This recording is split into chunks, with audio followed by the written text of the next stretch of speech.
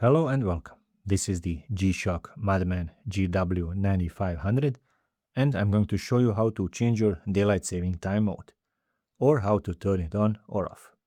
So let's get started. From the standard timekeeping mode, and that's the mode when the watch tells the time, press and hold the upper left button until you hear the beep. And there it is. We have set written on our digital dial.